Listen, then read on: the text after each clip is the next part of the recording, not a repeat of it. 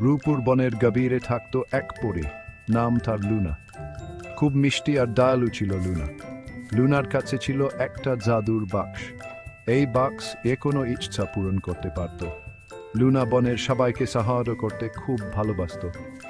এক রৌদ্রোজ্জ্বল সকালে লুনা প্রজাপতিদের সাথে খেলছিল। তখনই ছুটে আসে ছোট্ট খরগোশ টুকটুকি। টুকটুকিকে দেখে মনে হচ্ছিল সে খুব উদাস। লুনা উড়ে এসে টুকটুকির সাথে কথা বলতে শুরু করে। কি হয়েছে টুকটুকি? লুনা আস্তে করে জিজ্ঞেস করল। টুকটুকি চোখে পানি নিয়ে লুনার দিকে তাকালো।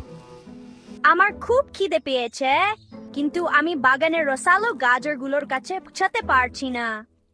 টুকটুকি নাক টানল। চিন্তা করো না টুকটুকি, আমি তোমাকে সাহায্য করতে পারি। লুনা তার জাদুর বাক্স থেকে একটি ঠান্ডা বের করল। এই ঠান্ডার উত্তর দাও, তোমার ইচ্ছা পূরণ হবে। লুন চেয়েছিল ঠান্ডারি চিট। আমার পা নেই, তবু আমি তোমাকে রান্না করে ছুটে যেতে বাধ্য করতে পারি। বলো তো আমি কে? টুকটুকি ভাবতে লাগলো। সে নাক ফুলিয়ে নিল, কান খুঁচিয়ে নিল। হঠাৎ তার চোখ দুটো চকচক করে উঠল। আমি জানি উত্তর, খিদে। সে চিবুক করে বলল। ঠিক বলেছ। লুনা হাত তালি দিল। লুনা যখন টুকটুকির ইচ্ছা পূরণ করতে যাবে, তখনই তারা একটা জোরে শব্দ শুনতে পেল। শব্দটা ছিল রাজার ছানি হাতিরাজ। প্রচণ্ড রোদের জন্য সে খুব কষ্ট পাচ্ছিল। কি হয়েছে রাজা? খুব গরম লাগছে, আমার একটু ঠান্ডা জায়গায় বিশ্রাম নেওয়ার খুব ইচ্ছা করছে। রাজা তার বড় কান দুটো নাড়াল। লুনা মুচকি হাসল। সে তার জাদুর বাক্স থেকে আরেকটি ঠান্ডা বের করল। এবার এটা রাজার জন্য। আমি সবসময় তোমার সাথেই থাকি, কিন্তু তুমি আমাকে ছুঁতে পারো না।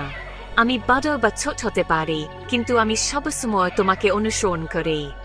বলো তো আমি কে? রাজা চোখ বন্ধ করে গভীরভাবে ভাবতে লাগলো। কিছুক্ষণ পর সে চোখ খুলে সুমুচ্চু করে বলল। উত্তর হলো ছায়া। লুনা হাত তালি দিল। তুমি কচ্ছবানি রাজা। লুনা তার জাদু ব্যবহার করে তাদের ইচ্ছা পূরণ করল। টুকটুকির সামনে হাজির হলো সুস্বাদু গাজর। রাজার বিশ্রাম নেওয়ার জন্য একটি বড় ছায়াযুক্ত গাছ দ্রুত বড় হয়ে উঠল। টুকটুকি আনন্দের সাথে গাজর খেতে লাগলো।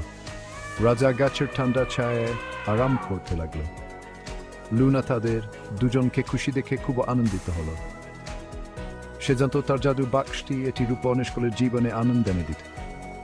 এবং এভাবে লুনা তার জাদুর মাধ্যমে একের পর এক ইচ্ছা পূরণ করে সকলের মুখে হাসি ফুটিয়ে দিতে লাগলো।